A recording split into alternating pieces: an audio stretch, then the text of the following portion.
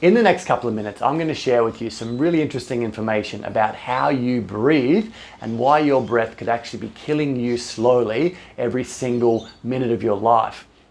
The average human in a slightly stressed state will breathe 20 to 25,000 breaths every day.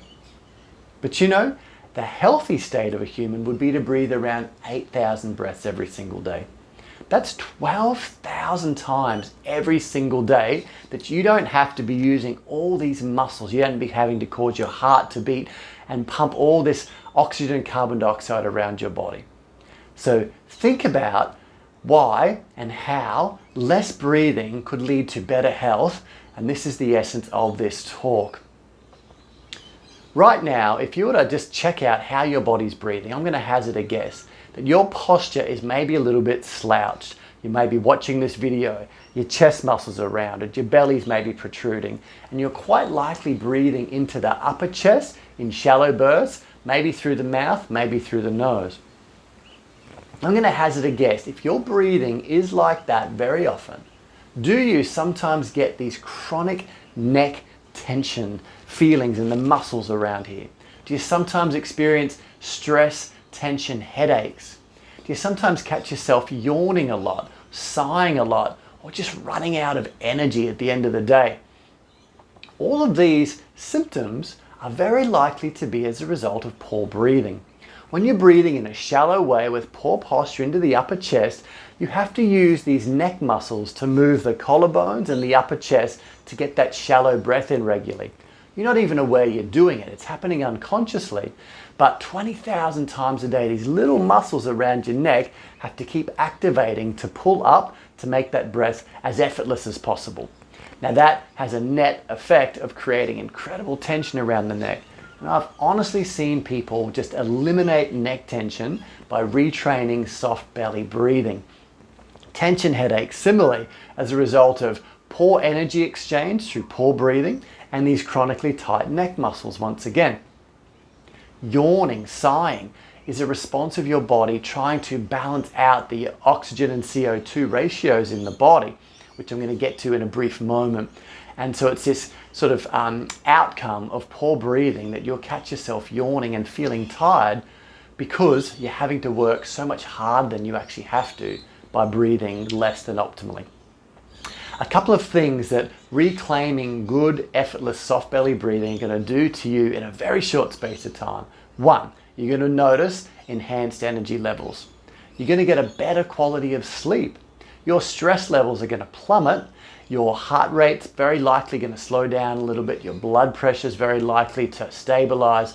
Your digestion's going to improve. Your immune system's going to improve. Your memory and concentration's going to improve, all by retraining soft belly breath. It's that powerful. Now there's some interesting science around this. We often think oxygen good, CO2 bad. Now, in many ways we could say, yep, that's true. But when we understand how our body needs these chemicals to breathe, we'd almost need to 180 that idea and shift it around. Your blood right now is pretty well saturated with oxygen. You don't need to be getting masses of more oxygen in your body by breathing deeply all the time and excessively breathing. What the problem is though, is when you are breathing too much, hyperventilating, your body's breathing out all the CO2. When you're breathing out CO2, your body can't get the oxygen out of the blood into the cells because it needs CO2 to do that. So this is the rub right here. When you're breathing that 20 to 25,000 times every day, you are excessively expelling these chemicals of CO2 that you need, and you need to increase your tolerance to CO2 in order to get oxygen out of your blood. So if you've just started yawning because of the grade 8 science lesson on respiration, just know that less breathing equals greater health and potentially a longer, healthier life. So how do we go about doing that? Well, the first thing you need to do is basically get a better posture. So every time you remember throughout the day, today and through the rest of this week, just catch yourself when you're slouching, when you're driving, when you're sitting in front of the computer, take your shoulders back a little bit, lengthen your spine, relax your chest, and try and soften your belly a little bit. The more that you can lift up create a tall spine and an open chest, there's more chance that you're going to be able to breathe into the belly, which is stage 2. Stage 2 is to start retraining the muscle, the diaphragm, that's supposed to be doing all your breathing. And everyone knows this, but the fact is 95% of people I know and I teach in my workshops, even good yoga practitioners, do not know how to breathe well. They're not doing it. 1, because there's no awareness about it. 2, one of the reasons we lose the ability to soft belly breathe is because after about age 7, we start to develop an emotional brain. And as a result of an emotional brain, we start laying in kind of feelings and emotions and fear and sadness and grief and different belief systems that get embedded in our emotional brain, which take control of our breath. So when we're feeling stressed, we're going to breathe more shallowly. When we're feeling scared, similarly. When we're feeling upset or worried about something, we're going to breathe kind of heavy. Our breath is influenced dramatically by our emotional state. One of the other reasons we lose the ability to breathe into our diaphragm is because we mirror the breath of our parents. We want to, when we're young, build rapport unconsciously with our parents and our caregivers. So unconsciously we check out how they breathe and we breathe in the same way, which is generally less than optimal. There's all these reasons we pick up poor behavior in breathing. But the fact is we can retrain it, but it takes a little bit of effort, it takes a little bit of awareness. Stage 1, good posture, just regularly throughout the day, shift your posture. Number 2, soften your belly and allow the stomach to start to receive the breath. You want to, every morning when you wake up, lie on your back, take your hands to your belly and just breathe into that soft tummy. Let the diaphragm do the work it's supposed to do. As you inhale, the belly moves forward. As you exhale, the belly moves back in. You know, about 50% of people, especially women who are told to keep their belly firm, are reverse breathers. What that means is when you breathe in, your belly pulls in and your chest lifts. When you breathe out, your chest drops down and your belly moves forward. It's the exact reverse of what you're supposed to be doing. Check out sometimes how you're breathing and you might notice yourself being a reverse breather, or for the majority of us, just chest breathers, breathing into the chest, not using the diaphragm. So when you wake up in the morning and then when you go to bed again at night, lie down on your back, let the thoughts of the day just disappear, put your hands on your belly and do a couple of minutes of soft belly breathing. I guarantee this will almost send you into a deep sleep within 5 to 10 minutes.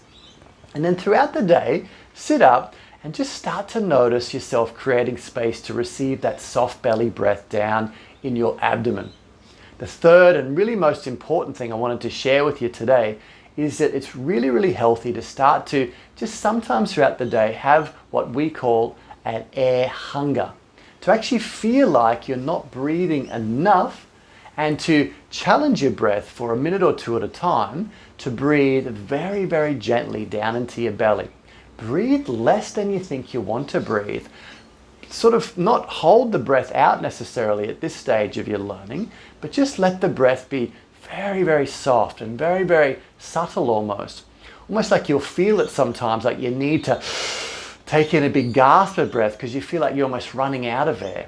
But remember, your blood's got all the oxygen it needs. What you're doing by breathing very, very softly, very subtly, breathing less than you think you want to, creating a kind of an air hunger, feeling like you're hungry to take in more breath, but resisting the urge to do that for a couple of minutes at a time, is you're going to start to retrain your tolerance to increasing those levels of CO2 in your blood, which is then going to start to draw that life-enriching oxygen out of your blood into your brain. You're going to wake up your focus, you're going to wake up your memory, you're going to start to eliminate some of those stress channels.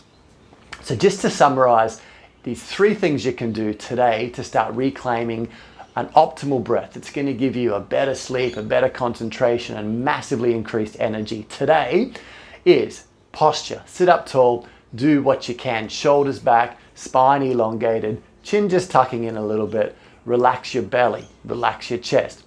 Make a commitment, number 2, to breathe down into your diaphragm more and to not breathe into your chest at all. Every time you catch yourself breathing into the chest, help your posture and take a minute of soft belly breathing, whether your hands are on your belly or just being aware of it. Belly goes out a little as you inhale, belly draws in a little as you exhale. And then sometimes throughout your day, when you've got a few moments to spare, give yourself an air hunger by breathing very softly into your belly and breathing less than you think you want to, and slow it right down until you start to feel like you want to take a big gasp of air, and override that unconscious response with a conscious choice to stay with that very soft breathing a little longer. I guarantee these few short changes you can make to your breath are very quickly going to transform the way you experience your energy and ultimately your relationships with the world, because stress is going to be that much better when you start to retrain optimal breathing. Good luck with it, and I'll see you for some more videos as you learn more about your breath and your mind that can impact your performance in life in so many ways. We'll see you soon.